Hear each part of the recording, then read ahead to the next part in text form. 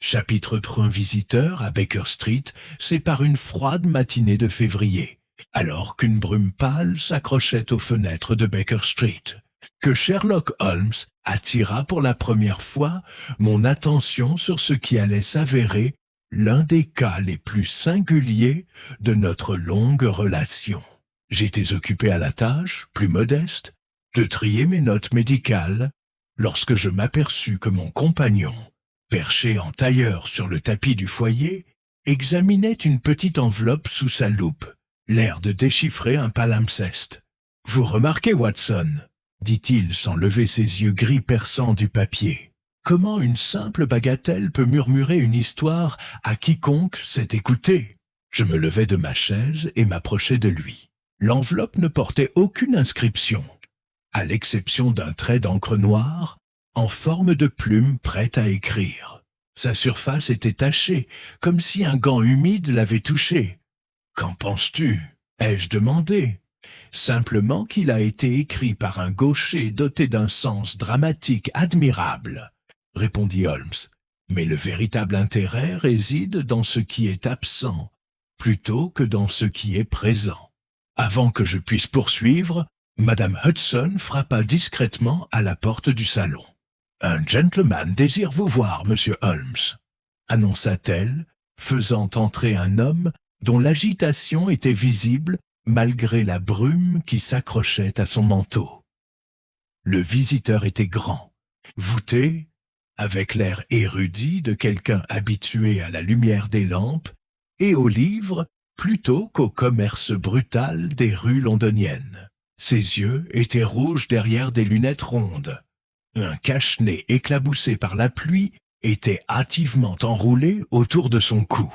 « Je m'appelle Bartholomew Quill », commença-t-il après que Holmes lui eut indiqué une chaise près du feu. « Je viens à vous dans la plus grande détresse. Scotland Yard recommande la patience, mais je crains que tout retard ne coûte une vie. » Holmes se renversa en arrière, les doigts serrés, une lueur d'intérêt illuminant ses traits ascétiques. « Reprenez vos esprits, monsieur Quill. Racontez-nous ce qui s'est passé. »« C'est mon frère, Edwin, » dit l'homme en déglutissant difficilement. « Il est conservateur au Royal Scriptorium, un modeste département de la British Library consacré aux manuscrits rares. Il y a 2 nuits, après avoir travaillé tard sur une nouvelle acquisition, il a disparu. La porte de sa chambre était verrouillée de l'intérieur. Lorsqu'ils l'ont enfin forcé, Edwin avait disparu. Seul ceci est resté. Il sortit de sa poche une fine plume d'oie pâle, la pointe trempée dans une substance sombre. Holmes la prit avec précaution et la présenta à la lumière. « Une curieuse relique », et murmura Holmes. « Attache à la pointe, c'est de l'encre. Il le croit, bien que d'une couleur inconnue des experts de la bibliothèque. À côté se trouvait un morceau de parchemin portant un vers. Des mots qui murmurent, des actes qui tuent. Rien d'autre. Je ne pus réprimer un frisson. Le brouillard qui pressait les vitres, la plume dans la main de Holmes et le visiteur accablé devant nous formaient un tableau chargé d'appréhension. Holmes interrogea minutieusement « Monsieur Quill ». Le conservateur disparu cataloguait un coffre de correspondance du XVIIe siècle, acheté à la succession d'un poète mineur, Ambrose Sherrinford. Des rumeurs circulaient selon lesquelles, parmi les lettres, se trouvait une confession inédite concernant un scandale à la cour de Charles Tudor. Edwin Quill avait évoqué auprès de son frère une étrange sensation, comme si les mots eux-mêmes voulaient parler. Holmes écoutait sans interruption, hormis quelques froncements de doigts ou quelques plissements de paupières. Une fois le récit terminé, il se leva et arpenta la pièce d'un pas rapide et silencieux. « Porte verrouillée et hommes qui disparaissent », dit-il doucement, « un vieux thème, pourtant éternellement fertile. Watson, qu'en dis-tu » Il se peut que M. Edwin Quill ait été victime d'une crise d'épilepsie et soit sorti sans être remarqué. Ai-je suggéré, même si, même en parlant, l'explication semblait insuffisante. Holmes sourit faiblement.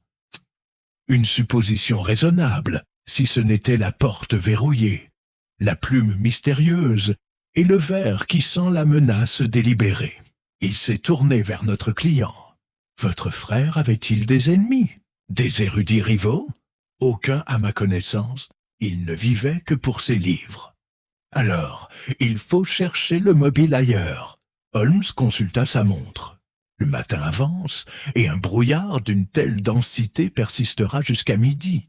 Watson, si vous pouvez vous passer de vos patients, j'apprécierais votre présence au scriptorium.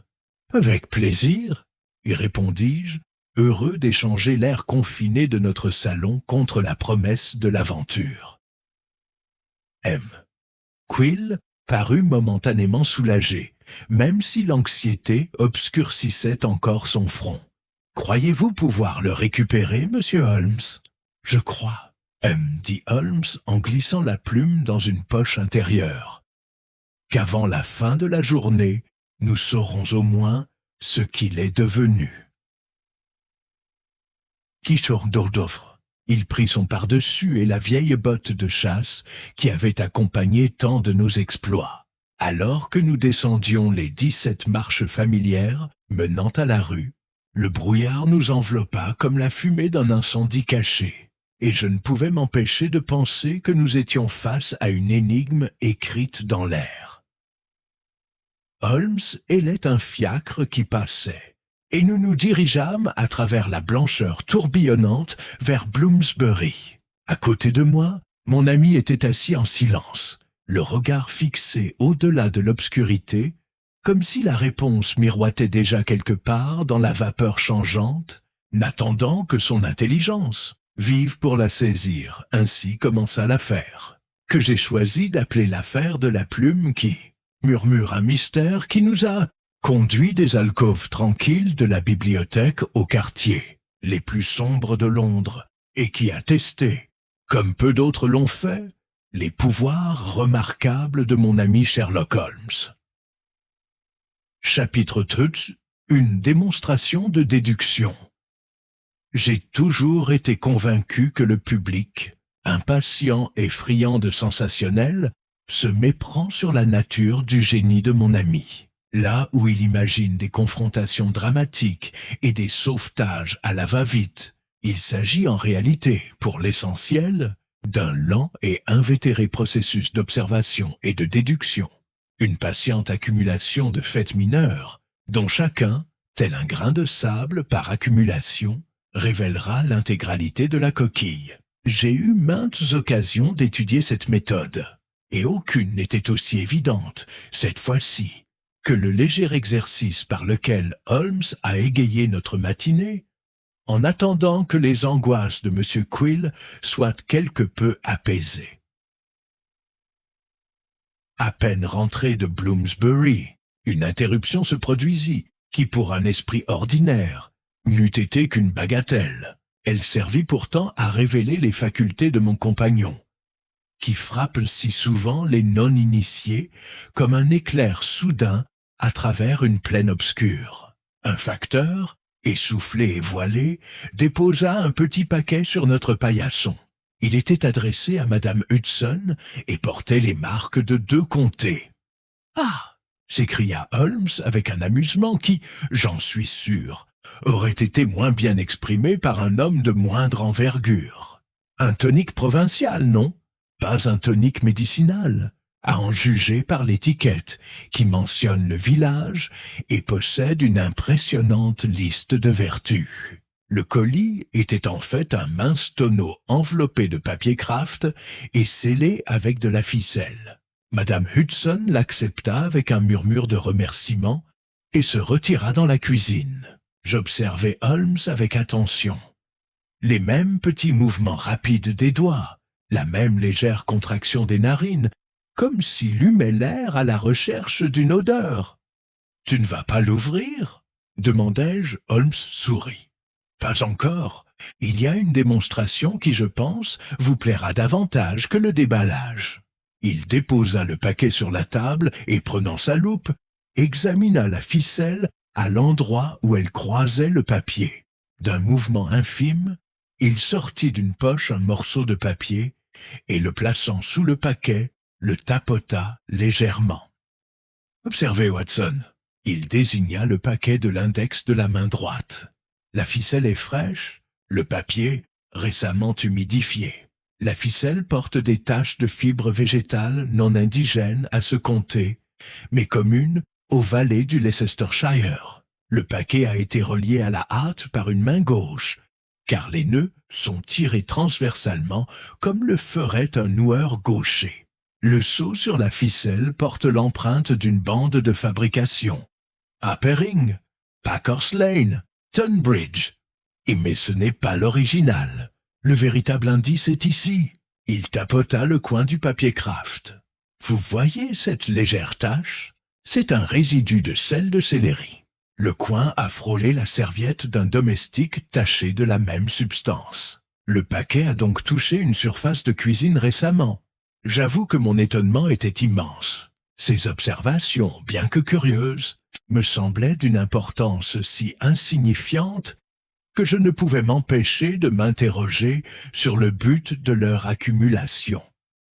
Holmes me répondit avec la vivacité de quelqu'un qui apprécie le jeu de ses facultés.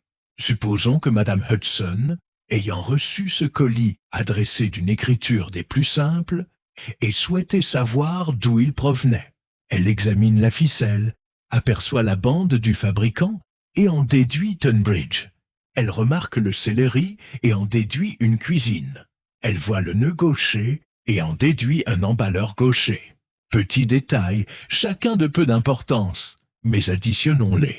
Un colis emballé à la hâte par un gaucher lié à Tunbridge est expédié par exprès de Leicester. Le colis reposait sur un torchon. La bande du fabricant est une substitution. À qui profite cette substitution? L'épicier local qui, après avoir vendu la ficelle sans timbre, a inséré la sienne et ainsi conservé son compte. Nous trouverons donc soit un magasin de Tunbridge, soit un agent de Leicester concerné, et en demandant à Madame Hudson son écriture, nous pourrons confirmer notre hypothèse, selon laquelle l'expéditeur est un gaucher. Par un exercice aussi simple, Holmes me démontra une fois de plus qu'à ses yeux, rien n'est trop infime pour échapper à la détection et qu'à son avis, aucun ensemble de détails n'est trop insignifiant pour constituer l'échafaudage d'une vaste construction. Madame Hudson, revenue avec la bouilloire, rit de bon cœur, et le paquet, une fois ouvert, révéla une bouteille d'un cordial ardent, accompagné d'un mot d'une écriture anguleuse, remerciant Madame Hudson pour ses attentions maternelles envers une certaine Mademoiselle Liddell, une nièce de la campagne qui avait l'habitude de venir dans notre quartier en été. « Voilà », dit Holmes en replaçant le bout de papier sur la cheminée. « C'est le cadeau d'un commerçant qui désire la protection d'un client. Il n'y a rien de plus. Mais si cette petite distraction avait eu pour effet d'égayer la matinée, mon attention était constamment attirée par le cas d'Edwin Quill. La pâleur et la détresse évidente de son frère m'avaient impressionné, et bien que Holmes n'admette pas qu'un quelconque danger personnel soit déjà établi, son regard s'était arrêté sur la plume avec une attention non dénuée de sérieux. D'ailleurs, lors de l'incident du colis, il y était revenu à 2 reprises comme un papillon de nuit revient à la lumière. « J'ai déterminé, Watson, » dit-il brusquement, « qu'une intelligence est à l'œuvre dans le scriptorium. Une intelligence qui n'est ni purement scolastique, ni purement accidentelle. L'expression de M. Quill, les mots voulaient parler, est étrange. Ce peut être le fruit de l'imagination d'un poète, ou l'expression d'un esprit à moitié fou. Dans les 2 cas, nous serions bien avisés d'aborder le sujet comme le chirurgien aborde une tumeur, par une inspection minutieuse plutôt que par une incision violente. Dis donc, vous allez inspecter le scriptorium?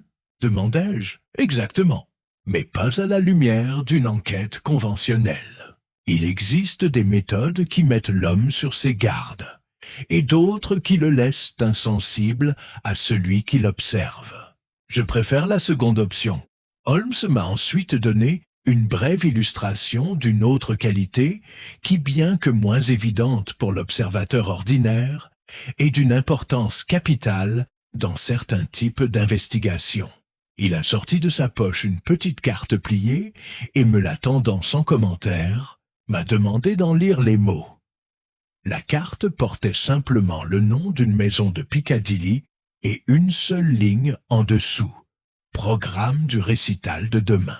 Je connaissais le nom de la maison, car c'était un salon à la mode dont les réceptions étaient fréquentées par de nombreux passionnés de lettres et d'art. « Vous irez là-bas ce soir ?» m'a dit Holmes calmement. « Ce soir ?» répétai-je surprise. « Mais notre visite au scriptorium ?» « J'attends. Le récital sera précieux. Il y a un joueur d'anche amateur de grande réputation qui s'est plus d'une fois révélé utile pour élucider de petits mystères. De plus, le salon me permettra d'identifier certains personnages liés à la bibliothèque grâce à leur connaissance. L'étude de la société m'est aussi utile que celle de l'encre. Je ne pouvais qu'admirer la largeur d'esprit dont il était capable. Grâce à son sens aigu du divertissement et à sa capacité à entretenir de graves soupçons. Avec son économie de temps habituelle, il parvint à explorer le salon et le scriptorium en une seule journée.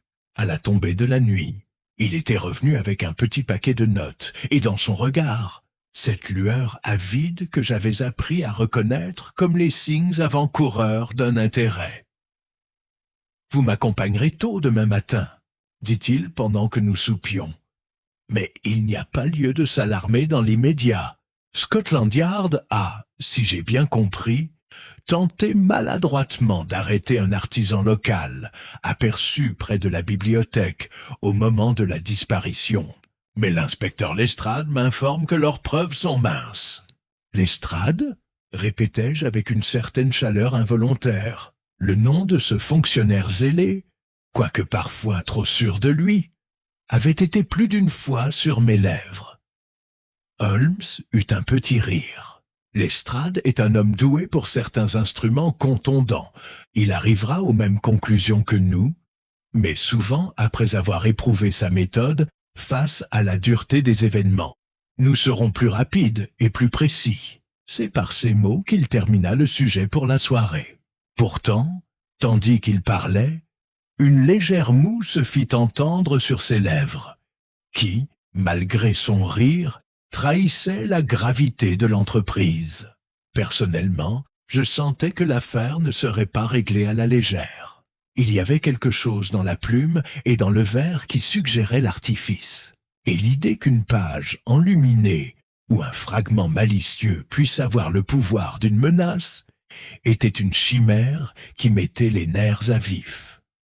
Ainsi se passa la journée, entre les distractions futiles d'un colis provincial et les préparatifs sobres de notre départ pour le Royal Scriptorium. Je restais assis tard dans la soirée, avec mon journal, à rédiger ses premières notes, tandis que Holmes, sa pipe et une pile de ses derniers journaux étaient assis comme un oiseau aux aguets, prêt à bondir. Les réverbères à gaz projetaient leurs colonnes de lumière vacillantes à travers la brume. Et la rue, malgré son animation ordinaire, avait l'air d'un récit caché inscrit sur son visage. Demain, comme on me l'avait dit, nous serions au cœur de la bibliothèque. Et j'éprouvais en moi un mélange de curiosité et de cette crainte qui accompagne souvent l'imminence d'une révélation. Holmes, quant à lui, était allongé, les yeux clos, un léger sourire aux lèvres, satisfait, je le savais bien, de laisser les rouages de son esprit tourner lentement et inexorablement vers son résultat. Chapitre 3. Le Scriptorium royal C. Et d'un pas vif, et l'appétit aiguisé par l'excitation d'un problème que j'accompagnais mon ami au Royal Scriptorium le lendemain matin. Londres, tandis que nous nous faufilions à travers ses cours et ses places les plus proches, semblait revêtu d'un fin voile de brouillard, tel un vêtement, ne masquant pas totalement, mais adoucissant néanmoins les contours nets de son anatomie florissante. Des hansoms passaient en claquant. L'odeur âcre de la fumée de charbon se mêlait à ce parfum plus proche et plus intime d'encre et de papier que les bibliothèques de Bloomsbury exhalent comme le souffle des vieillards. J'avoue que j'éprouvais, avec une accélération du pouls enfantin, la même impatience que j'avais éprouvée dans ma jeunesse au seuil de quelque musée bien-aimé. Le scriptorium se dresse, bien que l'expression soit peu appropriée, comme un sanctuaire au sein des vastes bâtiments de la British Library. C'est une pièce à l'écart de la presse quotidienne et de son animation. Une salle de verre et de chêne, avec des bibliothèques qui grimpent jusqu'à la corniche, et une longue table en noyer poli par le passage des générations. Dans ces recoins éclairés par des lampes, se rassemblait une compagnie plus habituée au bruissement du vélin qu'au tintement de l'argent. Des têtes grises et des lunettes, des cheveux bouclés et des visages vifs et enthousiastes, des hommes et des femmes dont la passion n'est pas le commerce, mais les lettres. Nous fûmes accueillis à l'entrée par M. Ashby, le bibliothécaire en chef, un homme aux manières extrêmement soignées qui caractérisent habituellement la gestion des collections. Il nous conduisit, avec des excuses et une attitude qui trahissait à la fois l'irritation et l'inquiétude, jusqu'à la chambre où Edwin Quill avait été vu pour la dernière fois. La chambre avait été forcée pendant la nuit, comme nous l'avait indiqué M. Ashby, et la serrure avait été neutralisée par un objet contondant. Il n'y avait aucune trace de lutte violente, aucun meuble renversé, aucune trace de sang. Le lit, un simple lit de camp en bois brut, était fait comme pour un invité, plutôt que pour un résident. L'oreiller était bien gonflé, le couvre-lit lissé. Pourtant, sur la coiffeuse se trouvaient des objets si étroitement associés à une vie studieuse. Des lunettes, une petite lampe, un paquet de tabac, rangé avec cette exactitude insouciante qui caractérise l'érudit. Le regard de Holmes parcourait la pièce, avec le même intérêt froid et vif que je lui avais observé en maintes occasions. « Remarquez, Watson, dit-il, que la lampe n'est qu'à moitié consumée. La mèche est peu usée, et la suie sur l'abat-jour est fine et uniforme. Il s'est levé tard, ou était à sa tâche depuis peu. Et pourtant, il se baissa et ramassa un petit bout de papier par terre. Ce n'était pas un homme qui se levait tard sans raison. Ses draps portent encore la chaleur d'un sommeil récent. On y sent l'odeur du linge sale, le léger parfum du camphre. Il faisait un usage abondant de stimulants, mais pas plus que ce que sa profession exigeait. Il me tendit le morceau. Dessus, d'une écriture crispée, un seul mot était écrit « Eunoia ». J'ai dû demander le sens, car ce n'était pas un terme courant dans la conversation des profanes. « Une monnaie rare », expliqua M. Ashby en se penchant. « Elle signifie « belle pensée ». Un titre inventé par un poète fantaisiste pour son recueil. Edwin Quill en avait parlé hier, je me souviens. Il avait trouvé parmi les lettres de Sherringford un passage qui, selon lui, respirait Eunoia. « Ya dit !» Holmes remit le morceau de papier dans la poche de son gilet, sans un commentaire, et je vis ses doigts se refermer dessus avec une certaine intensité. Mais il y avait plus important pour son regard qu'un mot perdu. Il s'approcha de la fenêtre et examina le loquet. « Elle a été ouverte il y a moins de 24 heures. » remarqua-t-il en tapotant le rebord d'une phalange gantée. La poussière sur le rebord est remuée d'une manière assez particulière. De plus, on y voit des marques sur le rebord, comme si un petit instrument avait creusé des entailles étroites, comme si on avait utilisé un outil pour le soulever. La fuite aurait-elle pu se faire par la fenêtre? Ai-je suggéré? Ce n'est pas impossible. Il désigna le rebord extérieur, désormais visible à travers le store baissé. The Cheetah. Notez la faible empreinte d'une petite semelle sur le rebord et celle d'un artisan au talon arrondi. La botte qu'il a laissée est de type domestique et non celle d'un ouvrier. Mais la marque est incomplète. Quelqu'un s'est levé légèrement, puis a sauté. Si j'ai raison, et j'avoue que la certitude n'est pas encore établie, alors on a quitté la chambre par un chemin qui exigeait plus d'agilité que de force. Monsieur Ashby secoua la tête impuissant. Mais la fenêtre était barrée de fer. Nous avons dû forcer la porte pour entrer. Les lèvres de Holmes se retroussèrent. Une fenêtre grillagée et résistante aux ignorants. Ce n'est qu'un jeu d'enfant pour celui qui maîtrise l'art des instruments simples. Regardez! Il sortit de sa poche une petite lame d'acier fine, semblable à celle des coupes-papier utilisées par nombre de nos connaissances, et passa le fil le long du cadre intérieur. Le travail est rapide, un simple coup de main et un léger poids pourraient suffire. J'avoue que l'idée d'un érudit escaladant des barreaux de fer semblait illusoire, mais les manières de Holmes étaient toujours imprégnées d'une conviction impérieuse. Il se tourna vers la table où se trouvaient les papiers d'Edwin, rangés comme ils l'avaient été. Il y avait des lettres, beaucoup, de vieilles correspondances, comme l'odeur des feuilles sèches, un album où avaient été collés divers fragments. La main de Holmes tremblait d'impatience, tandis qu'il examinait les marges. « Voyez, Watson, voilà le genre de choses qui ferait rire un œil non averti. Les marges de ces lettres portent des micronotes à l'encre violette.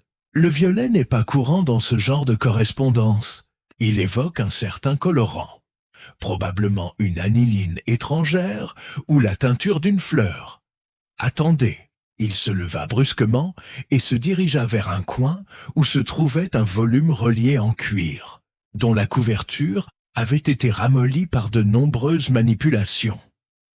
Il l'ouvrit avec une révérence que j'ai maintes fois observée depuis lors, lorsqu'il manipulait des textes particuliers. À l'intérieur, entre deux feuilles blanches, se trouvait une enveloppe pliée, de la taille d'une boîte d'allumettes, scellée à la cire d'un rouge profond, presque noir. Holmes la glissa dans sa poche comme par enchantement. Son visage conservait un masque d'indifférence, mais il y avait dans sa bouche une expression d'amusement intérieur. « Lestrade était là avant nous, » dit M. Ashby, avec peut-être une pointe d'irritation teintée d'affection. Mais il a raconté avoir trouvé un commerçant rôdant dans la ruelle et avoir interrogé un porteur qui avait aperçu une silhouette portant une cape de voyage. Ils ont arrêté un tonnelier et l'ont relâché, les informations étant jugées insuffisantes. La méthode de Lestrade, et dit Holmes sèchement, c'est de bondir dans l'espoir de trouver quelque chose sous sa patte. Il me regarda. Qu'as-tu pensé du tonnelier, Watson? Il était, comment dire, maladroit. Ses bottes étaient lourdes, et ses mains avec les doigts épais d'un homme habitué aux maillets et aux cerceaux. Il n'aurait pas pu laisser une empreinte aussi délicate sur le rebord. Exactement. Les bottes d'un homme racontent sa vie comme un livre pourrait le faire. Il nous faut chercher quelque chose de plus doux. Holmes se tourna de nouveau vers les papiers éparpillés. Voici le catalogue des lettres de Sherrinford par Edwin, y dit-il. Il avait réservé certaines feuilles pour les copier. Il y a de l'encre sur le bord de son pouce. Un homme qui écrit avec exultation écrit de toute sa main. Une main ordinaire laisse de côté le poignet et la tache. De plus, percevez-vous un léger arôme sur cette tache? Une odeur douce et pénétrante, comme celle du benjoin, mais mêlée à quelque chose de légèrement métallique. Je me baissai et inhalai comme il le suggérait. L'odeur me parvint, insaisissable mais reconnaissable. J'avais connu de nombreux parfums dans ma vie, mais cette combinaison était inédite. Les narines de Holmes tressaillirent. C'est l'odeur d'un composé restaurateur utilisé pour le séchage des encres et la conservation des manuscrits. Un chimiste pourrait la définir immédiatement. Elle marque la main de quelqu'un qui travaille souvent avec des appareils de laboratoire. Un amateur peut-être, ou un restaurateur qui garde des réactifs à sa disposition. Edwin Quill aurait donc préparé ses encres lui-même, intervint M. Ashby. C'est possible. L'œil de Holmes, cependant, était déjà fixé sur un autre détail. Sur le tapis, tout près du bureau, gisait un morceau de vélin si petit qu'il aurait pu tomber par accident. On y lisait l'empreinte d'un sceau, comme si le papier avait été plié récemment et que la chaleur d'une lampe y avait laissé une marque partielle. Holmes le prit. C'est ce que j'appelle une syllabe perdue dans le poème des faits. Il le replia dans sa paume et regarda fixement M. Ashby. Quelqu'un ici a-t-il une Miss Liddell? Une nièce peut-être? Ou une visiteuse pendant les mois d'été? Les yeux de Holmes ne quittaient pas le visage de la bibliothécaire. Elle signe ses lettres d'une écriture qui, bien que soignée, trahit une certaine hâte. Le couronnement de son « L » est comme la légère fioriture de ce morceau de papier. Que de telles associations infimes puissent passer inaperçues m'a souvent semblé être l'un des avantages de ma compagnie avec Holmes. Pour lui, un morceau de vélin ou une trace d'odeur était une syllabe à partir de laquelle il lisait des phrases entières. Pourtant, il était singulièrement avare de conclusions. Là où j'aurais été tenté d'exprimer ses pensées à voix haute, il est plus souvent l'ermite qui garde les clés jusqu'à son heure. Alors que nous quittions la chambre, Holmes s'arrêta sur le seuil et, pour la première fois, s'adressa à moi sur un ton sans réserve. « Watson, dit-il, l'affaire n'est pas ce qu'elle paraît. Il y a des artifices, des mots posés comme appât, une plume posée comme signe. Nous suivrons les étapes évidentes, mais ne vous laissez pas tromper par le théâtre. Les instruments de scène ne sont souvent qu'un divertissement. J'aurais souhaité plus de clarté, mais telle est l'éducation d'une longue connaissance que j'ai accepté sa réticence sans me plaindre. Le scriptorium respirait son air ancien et livresque, et pourtant je ressentais une légère pointe d'appréhension.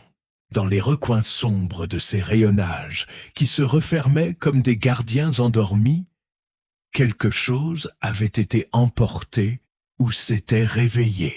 Edwin Quill, qui aimait les mots comme un homme aime ses enfants, avait disparu, et en son absence, les pages mêmes ancrées semblaient nous murmurer quelque chose avec une urgence qui nous mettait à l'écoute. Ainsi s'ouvrit notre première enquête. Une accumulation de limailles et de fragments, une piste d'odeur et d'empreintes, et le sentiment d'avoir, en effet, effleuré les limites d'une entreprise ni parfaitement savante, ni parfaitement raisonnable. Holmes parla peu sur le chemin du retour. Pourtant, je vis ses doigts frémir autour du morceau de papier qu'il avait glissé dans sa poche. Dans son esprit, il y avait déjà le tissage de motifs que j'étais encore trop fidèle pour percevoir. Chapitre 80. Suspect dans l'ombrelle. Après-midi qui suivit notre première visite au Royal Scriptorium se passa dans un travail paisible à Baker Street. Holmes, qui possédait une admirable faculté de passer d'une activité intense à un repos tout aussi profond, s'étendit sur le canapé, ses longs doigts repliés sous son menton, et resta dans cette position près d'1 heure. De temps à autre, il fermait complètement les yeux. pour les rouvrir un instant plus tard avec une soudaine clarté, comme si un tourbillon d'idées avait projeté une nouvelle image sur l'écran de son esprit. Pour ma part, je tentais d'organiser le mélange d'impressions recueillies à Bloomsbury, la pièce fermée à clé, la poussière agitée sur le rebord, la faible odeur suave mêlée de métal, et surtout la plume et son inquiétant fragment de verre. Chaque détail me semblait singulier. Pourtant leur lien m'échappait. J'avoue que j'aurais tant aimé rompre le silence de Holmes et lui demander son avis. Mais cette longue amitié m'avait appris que son intelligence, telle une créature timide, émergerait mieux d'elle-même. Finalement, il se redressa et prit sa pipe.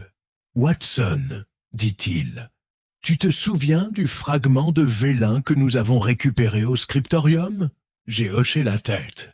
Il l'a sorti et l'a posé sur la table entre nous. À l'aide d'une loupe, il a indiqué une trace, presque invisible, sur le bord. Ces empreintes sont minuscules, mais non accidentelles.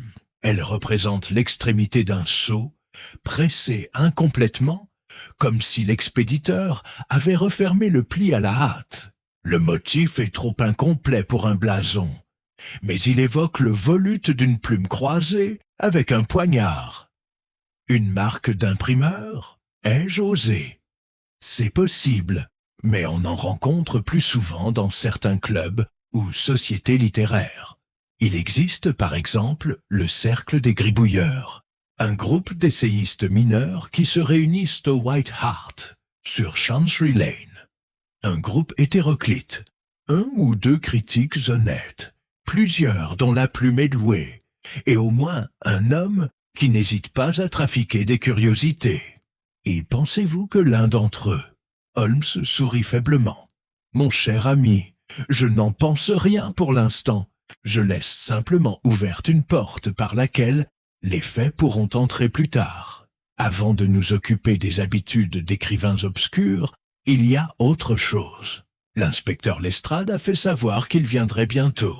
Il croit avoir trouvé l'auteur de notre mystère. Fidèle au rendez-vous, notre énergique ami arriva juste au moment où les lampes s'allumaient. Il arborait un air satisfait que j'avais appris à associer à un petit triomphe de la routine, et portait sous son bras un mince portefeuille. « Une jolie petite affaire, monsieur Holmes, » dit-il, dès que madame Hudson l'eut fait entrer. « Pas aussi compliquée que certaines de vos affaires, mais suffisamment soignée pour le Yard. Nous avons retrouvé un type qui traîne à la bibliothèque depuis plusieurs nuits, un certain monsieur Phineas Rain, copiste. Il fait des courses pour les catalogueurs quand ils sont pressés. » Holmes le regarda avec cette attention polie qu'il réserve aux déclarations qu'il entend vérifier. « Un copiste, dites-vous? Qu'est-ce qui vous a poussé à le soupçonner ?»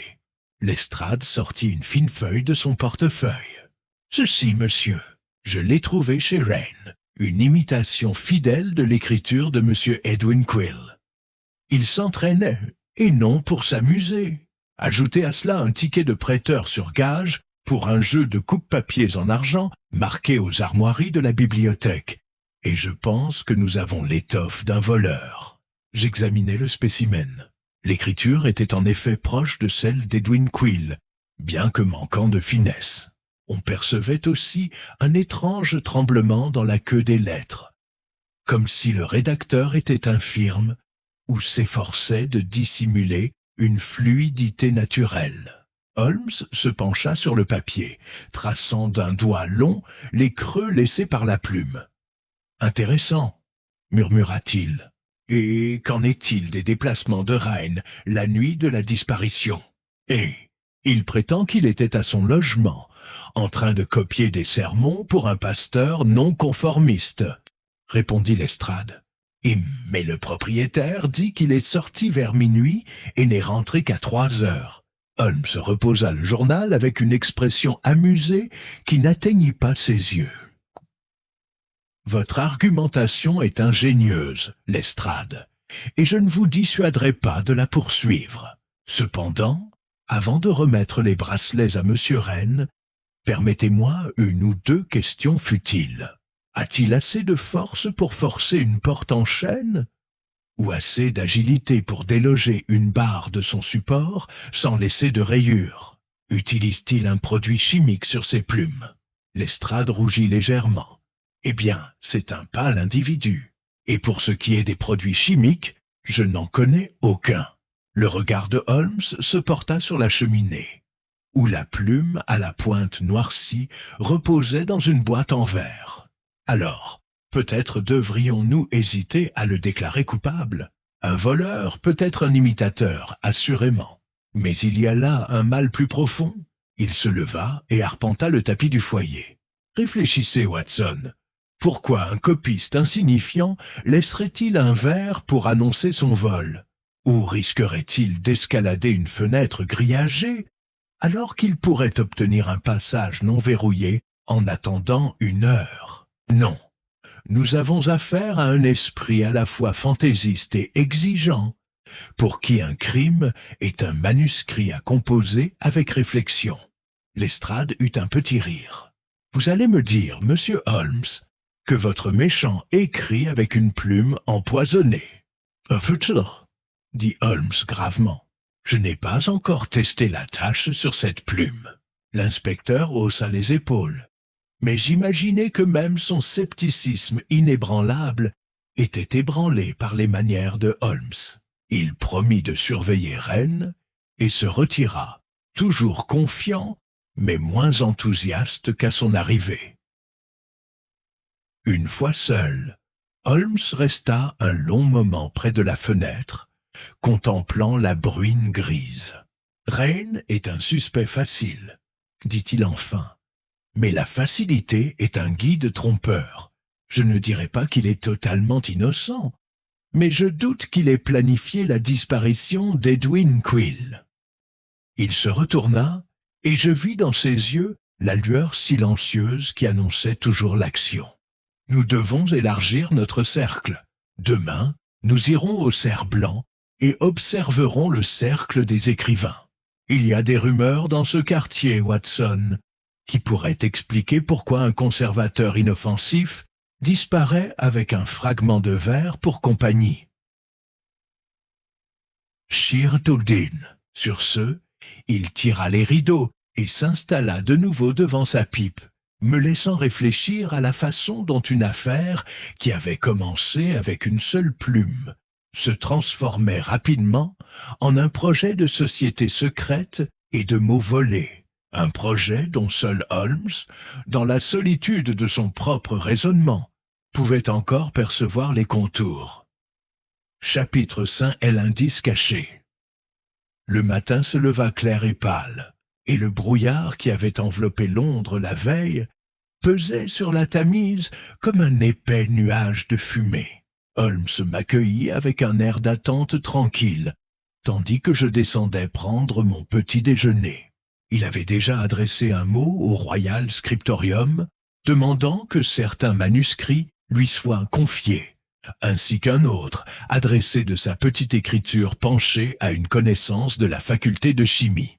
« Mon cher Watson, » dit-il en versant le café d'une main ferme, « nous sommes à ce moment délicat de l'enquête où la plus petite bagatelle peut éclairer l'ensemble. Il est donc bon de prêter attention aux détails. Je lui ai demandé ce qu'il proposait pour la matinée. « Nous passerons d'abord au cerf blanc, dit-il, car je voudrais voir les hommes de lettres dans leur repère natal. Mais avant cela, il sortit d'une poche intérieure l'enveloppe qu'il avait cachée la veille. Il y a ceci. Il fendit la cire noire avec le soin d'un chirurgien et en tira une fine bande de vélin. Dessus était écrit, d'une écriture plus fine que celle d'Edwin Quill, mais partageant son intégrité. Cherchez l'auteur là où l'encre s'épuise. Suivez le grattement de la plume qui murmure à l'intérieur. Sous le distique se trouvait une petite tache de la même encre violette que celle que nous avions remarquée sur les papiers de Sherrinford. Holmes l'examina à la loupe, puis la présenta à la lumière. « Remarquez l'estompage des traits, Watson, dit-il. D. Ceci a été écrit avec une plume, dont la pointe avait été limée presque jusqu'à la pointe d'une aiguille. Une excentricité propre à certains calligraphes. Et le vélin porte un filigrane, c'est Dunstan & Co. 1874, un modèle rare, utilisé principalement pour les citations honorifiques, et curieusement, pour les archives d'une certaine société littéraire disparue. Le cercle des gribouilleurs. Ai-je hasardé? Holmes s'autorisa un petit sourire. Vos facultés d'association s'améliorent. Il plia soigneusement le bout de papier. Notez aussi la signature, ou plutôt son absence. L'auteur souhaitait être connu uniquement par ces mots. Le message est une invitation, non une menace. Et pourtant, il y a un calcul dans son obscurité. Celui qui a placé ceci dans la chambre du scriptorium voulait attirer Edwin Quill, ou peut-être quelqu'un d'autre, dans un jeu. Notre visite au White Hart s'avéra instructive. Le salon était un long hall lambrissé de chêne, où flottait une légère odeur d'encre et de fumée de pipe. Autour d'une table centrale se prélassaient une demi-douzaine d'hommes, chacun muni d'un carnet ou d'une brochure. Monsieur Ashby nous avait remis des lettres de recommandation, et nous fûmes donc reçus avec une politesse mondaine. Holmes, adoptant cet air à la fois aimable et détaché, qui le rendait aussi bien accepté par les voleurs que par les évêques, les engagea dans la conversation sur les encres rares. L'un d'eux, un homme voûté avec un pince-nez, se montra volubile sur les propriétés des anilines violettes. Un autre, un versificateur aux joues rouges, fit allusion à des compétitions clandestines où les participants rivalisaient d'ingéniosité pour la création de puzzles complexes. Un homme mince et nerveux, se faisant appeler Gideon Pike, parlait peu, mais je remarquai combien de fois son regard se porta vers la poche de Holmes, comme s'il devinait la présence d'un document caché.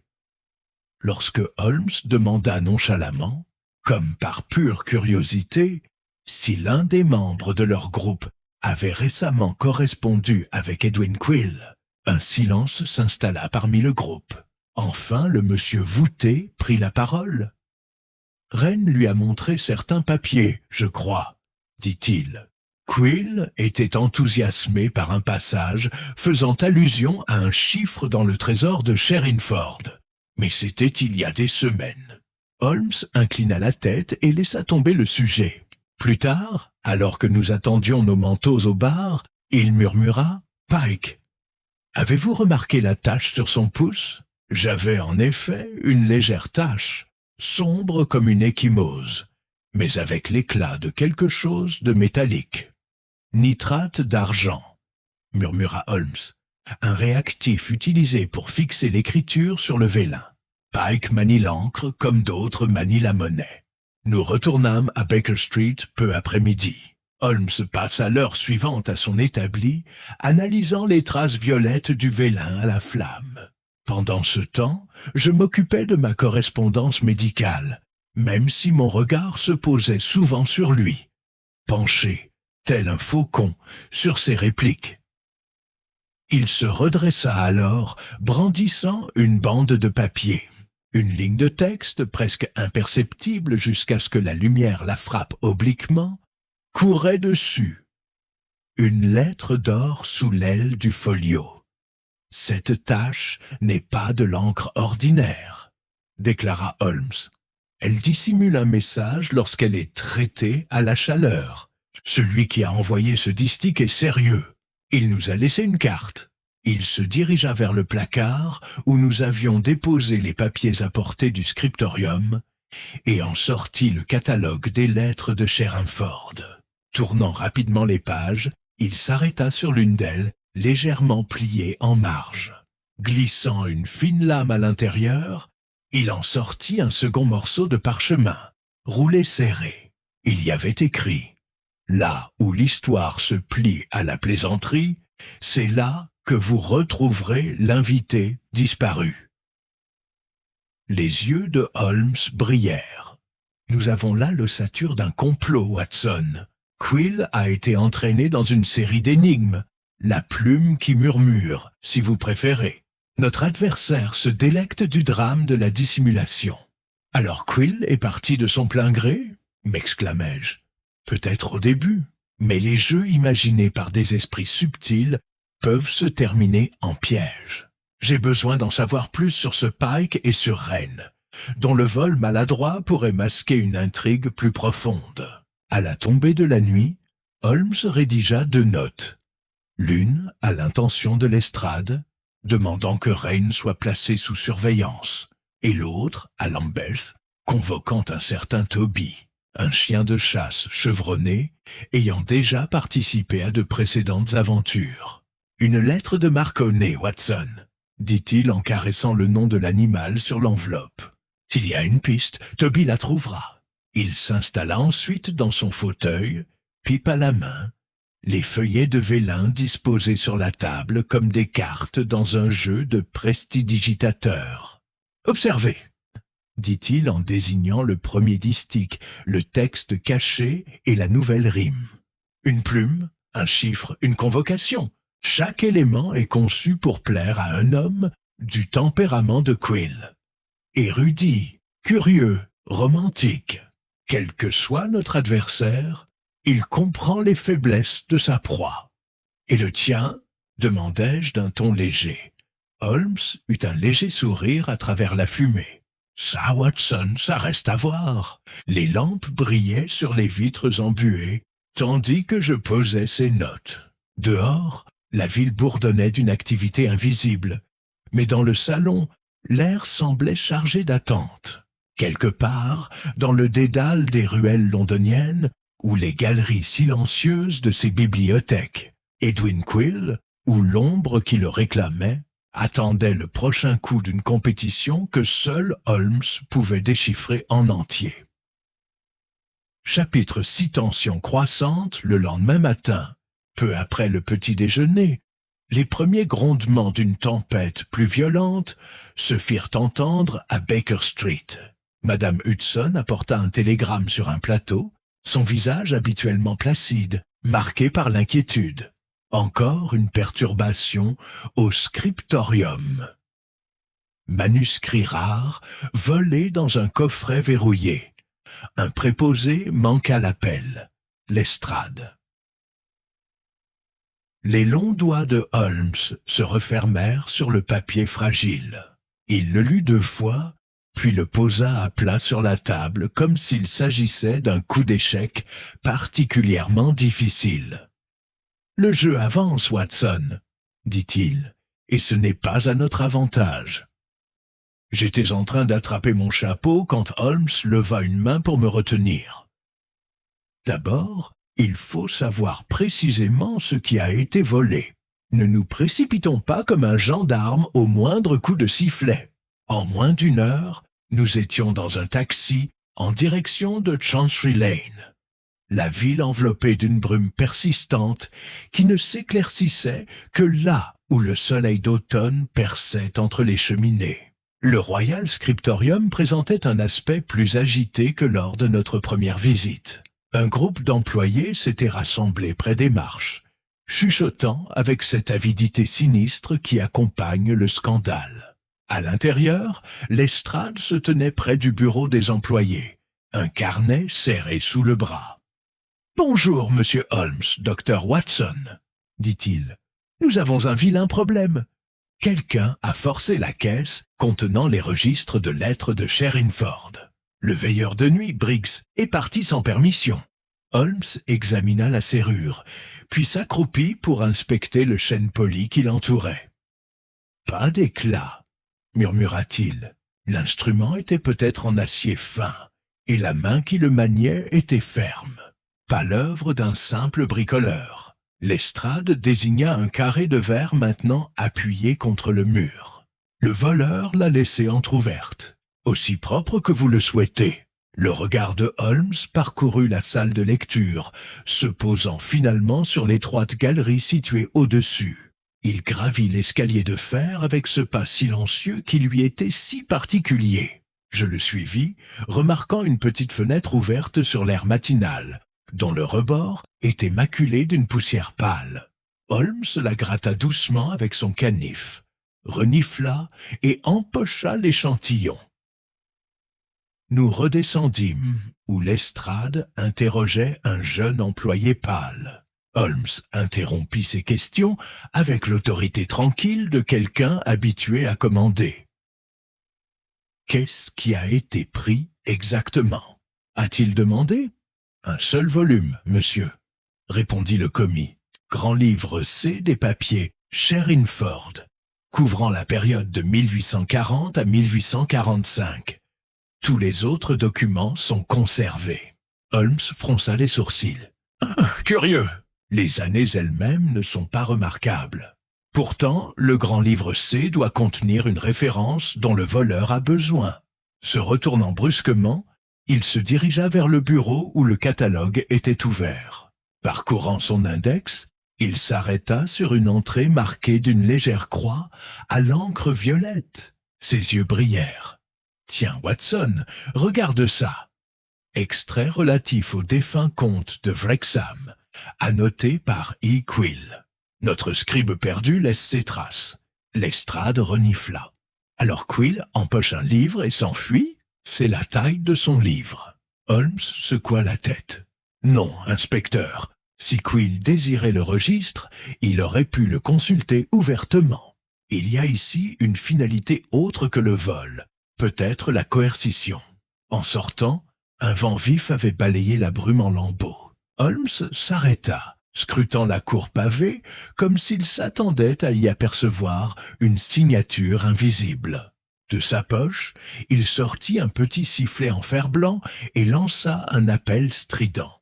Soudain, une silhouette familière, basse, surgit d'un fiacre voisin. Toby, le vieux chien infatigable.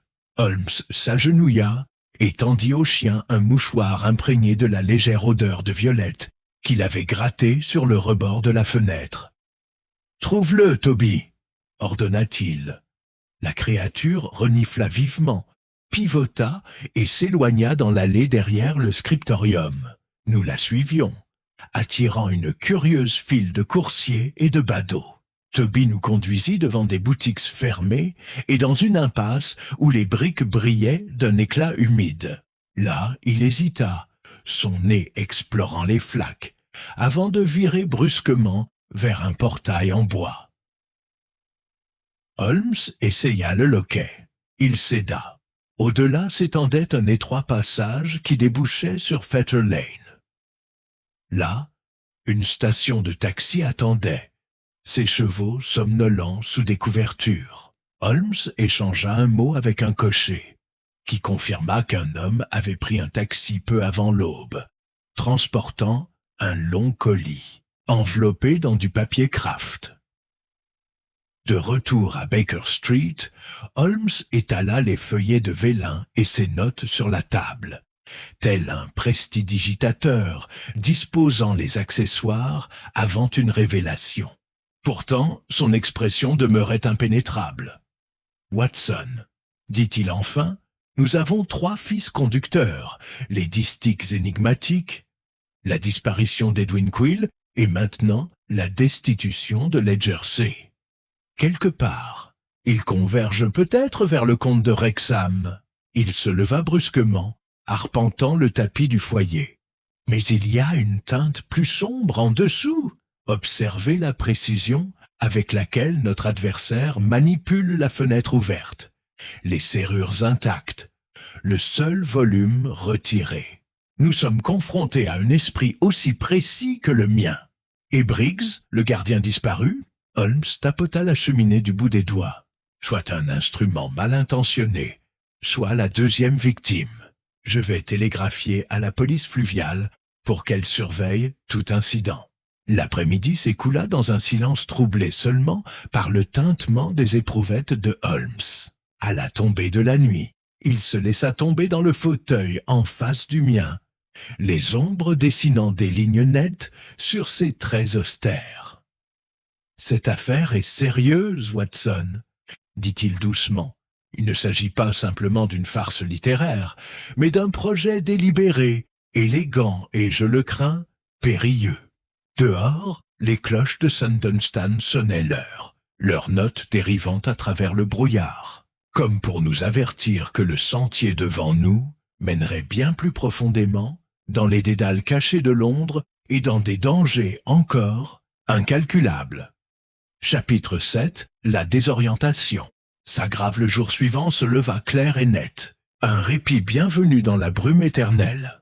Pourtant, il y avait peu de chaleur dans notre salon de Baker Street, car Holmes avait passé la majeure partie de la nuit penché sur sa table de chimie à extraire un sens de la poussière qu'il avait prise à la fenêtre du scriptorium. Je le trouvais à 8 heures, décharné et grisonnant par manque de sommeil, mais avec un œil qui brillait comme une lame fraîchement aiguisée. Il a levé les yeux quand je suis entré. « Watson, dit-il, notre adversaire est aussi habile à disperser les ombres qu'à écrire des énigmes. Nous sommes sur un échiquier où chaque pièce peut cacher un piège. » Il tendit une petite fiole en verre. Résidus de rebord, traces de pierre ponce et de gomme arabique, matériaux utilisés par ceux qui préparent le vélin. Le voleur n'est pas un cambrioleur ordinaire, c'est quelqu'un qui connaît bien l'art des manuscrits. Avant que je puisse parler, Madame Hudson apporta le journal du matin. Holmes s'en empara, parcourut les colonnes, jusqu'à ce que son regard s'arrête sur une petite affiche coincée entre des publicités pour des accordeurs de piano et des corsets brevetés.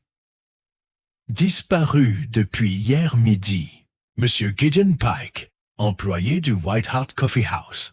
Vu pour la dernière fois, il quittait les lieux, agité, après avoir reçu une lettre. Le visage de Holmes ne trahissait ni surprise ni satisfaction, seulement le calme de ses pensées. « Et Pike a disparu », murmura-t-il. « Cela réduit le champ de vision. » Nous sommes partis peu après, notre taxi roulant dans les rues baignées par le soleil d'automne. Au White Hart, nous avons trouvé le café feutré, son bourdonnement habituel atténué par les spéculations. Monsieur Ashby nous a reçus, les sourcils froncés. Une drôle d'affaire, monsieur Holmes. Pike prit son petit déjeuner comme d'habitude. Puis un garçon lui apporta un mot. Il le lut, pâlit et partit sans un mot. Nous ne l'avons pas revu depuis. Holmes examina le bureau de Pike. Sur le buvard se trouvait une empreinte d'écriture, faible mais lisible lorsqu'il l'estompa du côté d'un crayon. « Ledger, c'est Wrexham ce soir. » Holmes pinça les lèvres. La pas est de nouveau posée. Dehors, nous avons marché vers Fleet Street. L'humeur de Holmes était devenue étrangement changeante. Tantôt vive, tantôt maussade, comme si un flot de raisonnement plus profond coulait sous son calme apparent. On nous présente une série de coupables apparents, dit-il. D'abord Rennes, puis Quill, et maintenant Pike. Chacun pointe du doigt l'architecte de ce drame. « Vous en soupçonnez un autre ?» demandai-je.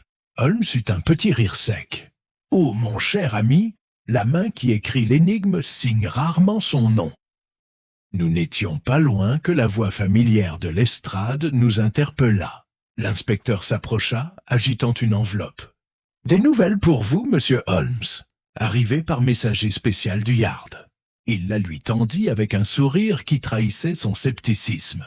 « Encore un de vos indices déroutants, je ne m'étonnerais pas. » Holmes l'ouvrit. À l'intérieur se trouvait une feuille de vélin, au bord brûlé, portant un distique récent.